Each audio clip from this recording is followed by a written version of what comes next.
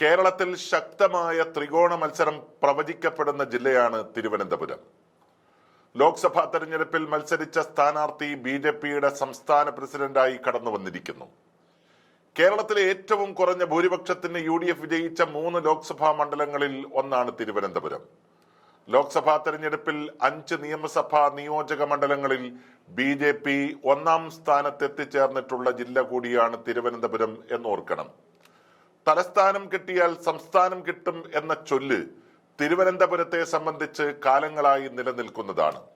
14 നിയമസഭാ നിയോജക മണ്ഡലങ്ങളുള്ള ഈ ജില്ലയിൽ യു.ഡി.എഫ് വിജയിച്ച ഏക മണ്ഡലം കോവളം മാത്രമാണ്.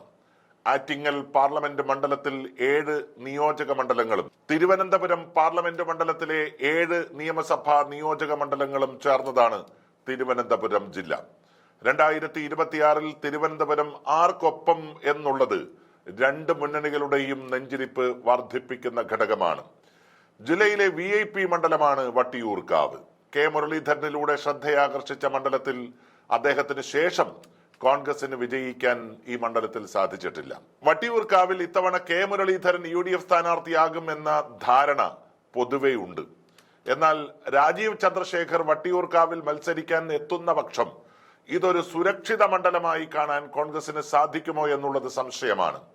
പാർട്ടി തീരുമാനങ്ങൾക്ക് വേണ്ടി ജയരാജനെ തോൽപ്പിക്കാൻ വടകരയിലേക്കും ബി.ജെ.പിയെ പരാജയപ്പെടുത്താൻ നേമത്തേക്കും വീണ്ടും തൃശൂരിലേക്കും കെ മുരളീധരൻ പോയത് പാർട്ടി പറഞ്ഞതിന്റെ അടിസ്ഥാനത്തിലാണ്. ഇനി ഒരു തോൽവി അദ്ദേഹത്തെ സംബന്ധിച്ച് താങ്ങാൻ കഴിയുന്നതിനും അപ്പുറമാണ്.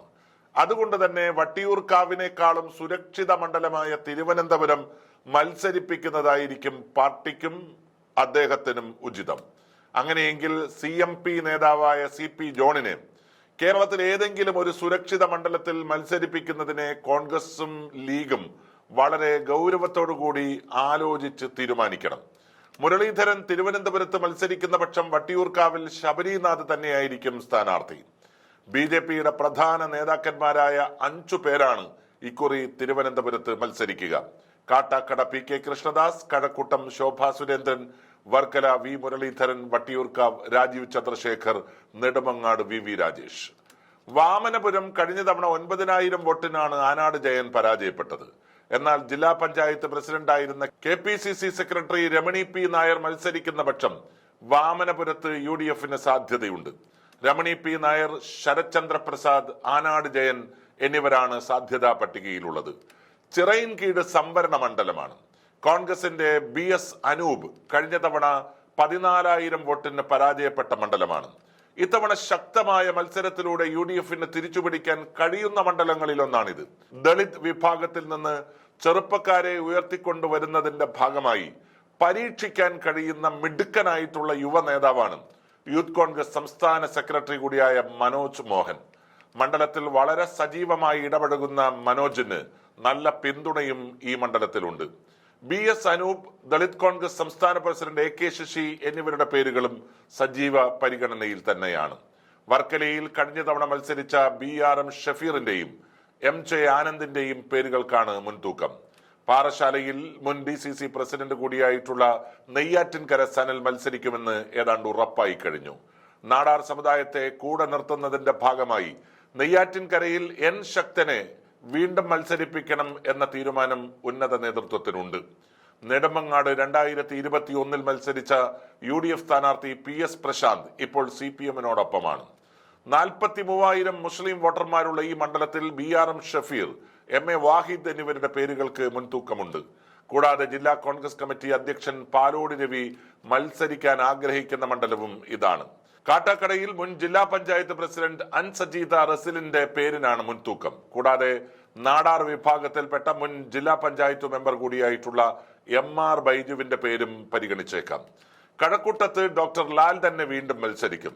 ശക്തമായ ത്രികോണ മത്സരത്തിലൂടെ ശ്രദ്ധേയമായ നേമത്ത് കോൺഗ്രസ് മത്സരിപ്പിക്കാൻ ആഗ്രഹിക്കുന്ന സ്ഥാനാർത്ഥി ജവഹർ ബാലവേദിയിലൂടെ, ജവഹർ മഞ്ചിലൂടെ ശ്രദ്ധേയമായ പ്രവർത്തനം നടത്തിയിട്ടുള്ള പ്രഭാഷകനും മോട്ടിവേറ്ററുമായിട്ടുള്ള ഡോക്ടർ GV ഹരിയെയാണ്.